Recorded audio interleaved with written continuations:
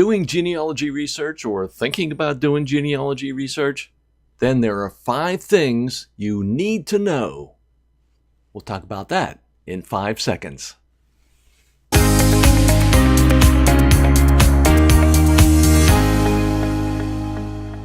Let's talk about 5 things you need to know if you're doing genealogy research, whether you've been doing it for a long time, just a short time, or maybe even just thinking about doing genealogy research. Now, these aren't in any particular order because really I looked at them and it was very tough for me to say that any one was more important than all the others. So, like I said, they're in random order. But let's get started.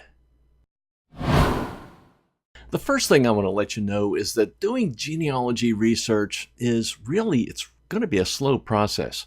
Now, it's going to be a lot faster than what it used to be in the old days because there are a lot of things on the internet. We'll talk about that later. But you have to realize that this is a lot like detective work. Detectives will go into a crime scene, they'll gather evidence together, little bits and pieces. Fingerprint there, a hair left there, maybe a shoe print, and then maybe some DNA evidence along the way.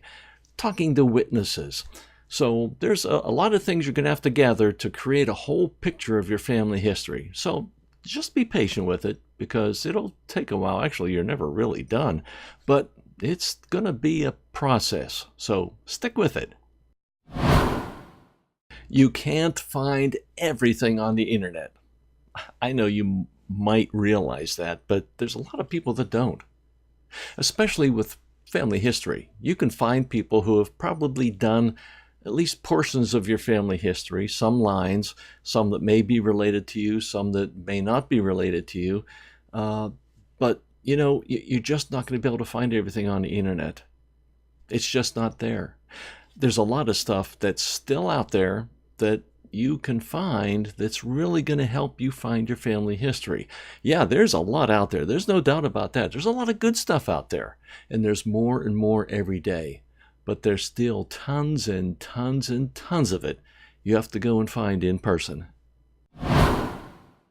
Now, the third thing you have to do is to document what you're finding. In other words, it's worth saying 3 times. Document, document, document. Why? Because, man, you need to know what you found and where. Now, you might think that you'll remember all this stuff that you're finding, whether it's in a book, in a library, somewhere online, but somewhere along the line, you might need to go back and take a look at that stuff. Or there might be other people in your family, when you pass along this information to them, that don't know where you got that. So when you tell them where you got it, it shows that you have done your due diligence. You've done the research you needed to do, and you've done a good job at it. And if they want to go back and take a look at that same source to see if they can fill in any other holes that are there, they can go back and find it very easily. And this applies for people that receive your information down the line, whether it's children, grandchildren, great-grandchildren. They need to know where you found that information to make sure that they know that this is valid information that you found. This one is kind of related to the internet one that I talked about earlier, that you can't find everything on the internet. Well, things you can find on the internet, you have to take them with a grain of salt. I mean, people might have your family history or one line of your family history back for 500, 600 years. And that's great if you can find that. But you have to take a look and see if they have documented where they found their information. Some people are so anxious to prove a connection to someone famous, like a king or queen or a famous U.S. politician or a founding father of the United States, that they'll take any little tiny bit of information and expand it into making them a descendant of someone famous. So be careful with that. Don't take everything you see at face value. This journey you take finding your family history is going to be one of the most exciting and exhilarating things that you've ever done. If you've done it already, you've probably found some stuff that just makes your heart beat fast.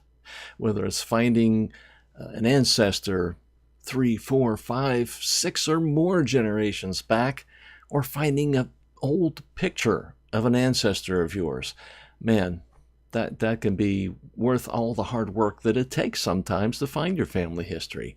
So just realize that this is going to be an exciting journey